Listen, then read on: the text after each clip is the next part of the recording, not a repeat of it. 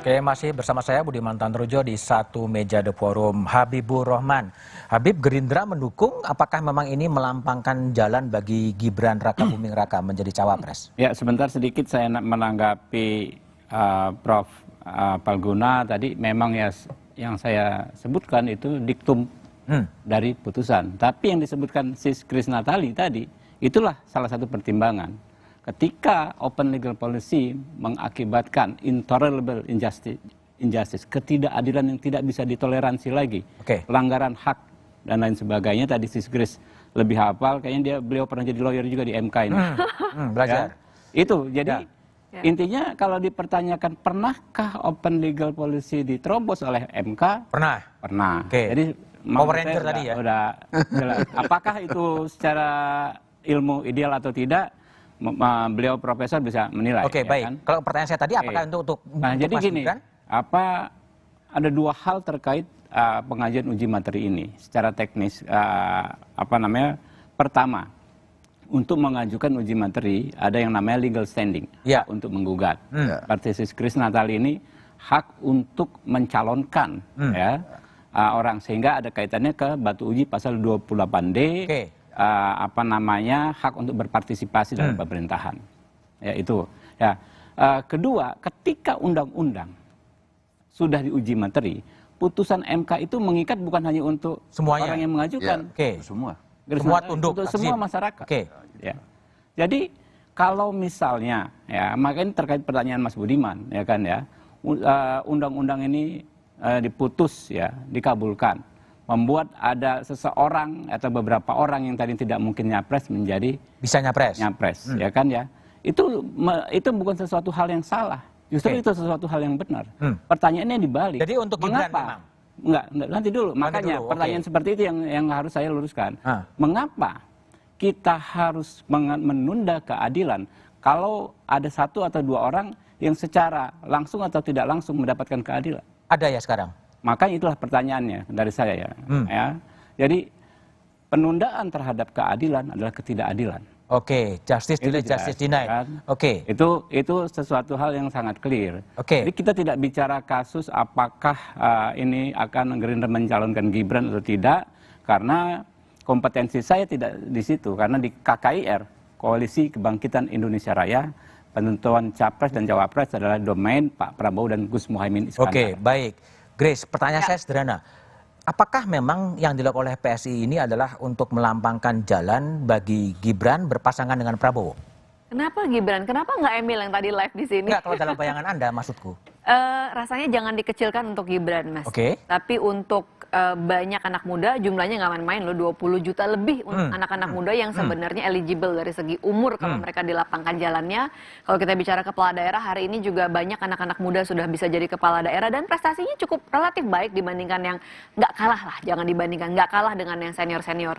Jadi kenapa kita mau berlama-lama membiarkan ketidakadilan ini terjadi? Toh sebelumnya sudah bisa, justru diubah tiba-tiba, dikatakan umur di bawah 40 tahun itu masih labil. Itu tadi sudah dipatahkan jelas-jelas oleh Prof. Hamdi Muluk, memang ada dasar kajian akademiknya. Ini satu kategori sama-sama sudah dinyatakan dewasa, sudah matang. Jadi kenapa ada pembedaan, kenapa ada diskriminasi? Ini yang jangan ditunda-tunda lagi. Baik. Pak Palguna, kalau Anda sebagai tahulah suasana kebatinan hakim-hakim 9 hakim konstitusi, kalau Pak Sacip Toto kan mengatakan idu geni, ya, ludah api sekali diucapkan semuanya akan ikut. Kalau menurut Anda, ini ada kaitannya dengan pemilu 2024? Kalau saya itu bukan domain saya lah, itu kalau itu ya.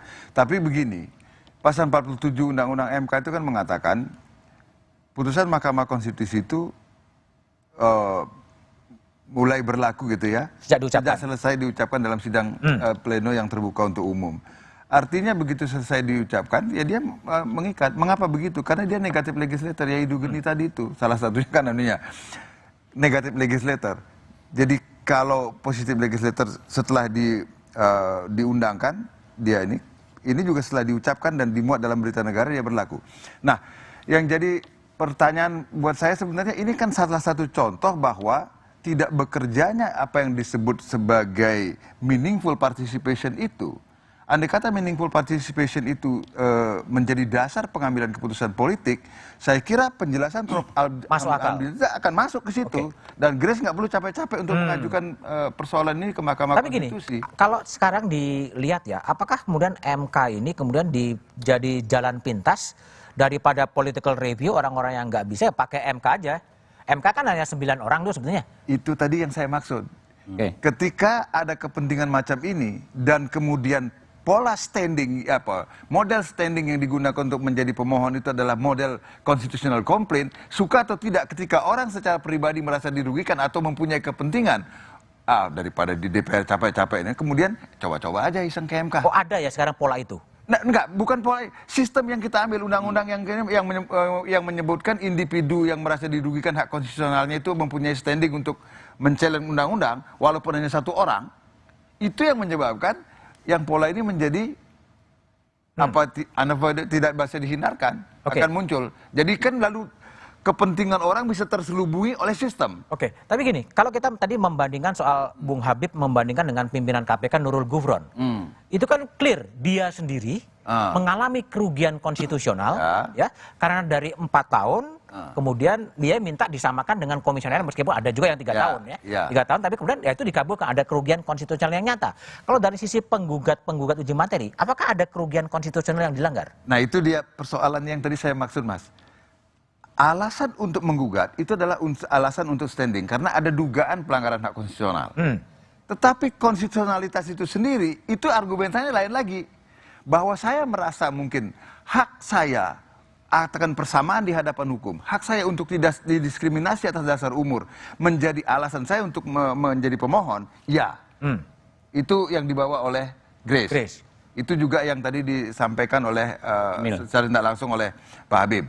Tetapi apakah pasal itu sendiri unconstitutional, itu soal yang berbeda. Jadi debatnya di situ. Debatnya soal legal standing dan konstitusionalitas. Untuk masuk untuk bisa menjadi pemohon. Sebab kalau tidak punya standing, mahkamah akan membuang perkaranya. Buat apa buang-buang umur untuk mempertimbangkan? Tapi sekarang ada legal standingnya diakui. Ini dilakui karena memang kan masuk itu kan. Itulah pentingnya menjelaskan kerugian hak konstitusional apa yang menurut dugaan Anda telah dirugikan. Itu pentingnya menjelaskan hak itu. Nah, sekarang untuk mendalilkan bahwa umur 40 tahun itu adalah unconstitutional itu problem tersendiri. Apa alasannya? Bolehkah scientific evidence digunakan untuk itu?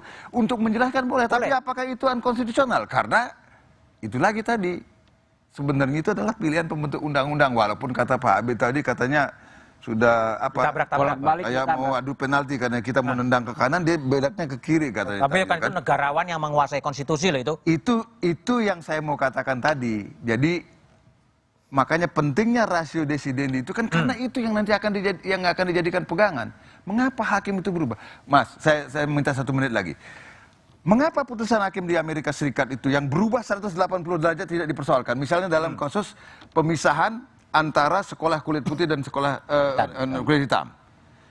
Tahun 1896, separate but equal, dipisahkan tetapi sama itu dianggap tidak bertentangan dengan Undang-Undang Dasar. Tapi tahun 54 dalam kasus Brown versus Board of Education itu dikatakan persis terbalik, tetapi tidak ada perlawanan.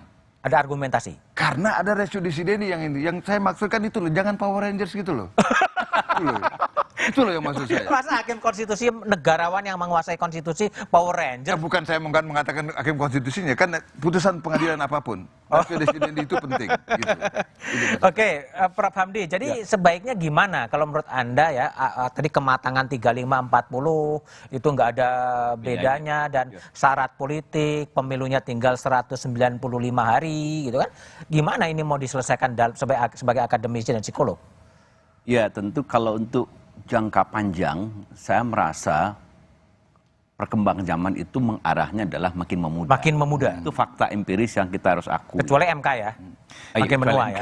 Grace langsung lebar senyumnya tuh. Ya, itu jadi lebih mudah mencarikan alasan, mencarikan justifikasi yang saintifik bahwa dunia memang sudah mulai berubah dan bahwa orang bisa performing lebih mudah. Lebih mudah. Karena mungkin faktor-faktor yang masuk akal ya, mungkin karena kemajuan teknologi, gizi lebih bagus, kesempatan lebih banyak, orang lebih cepat belajar, jadi itu makin memudah. Makin memudah? Ya makin memudah, orang bisa performing kan, itu poinnya gitu loh. Dia performing dalam banyak bidang kan. Dan sekarang kenyataannya kalau kita lihat di bisnis memang sudah cenderung ini memudah, di korporasi memudah gitu loh. Profesor yang muda sekarang. Iya, profesor di akademia juga makin memudah gitu. Jadi misalnya membatasi orang sampai tua baru dia bisa perform, itu kan membatasi atau malah yang perlu dilakukan membatasi usia maksimal ya? Iya, maksud saya intinya begitu.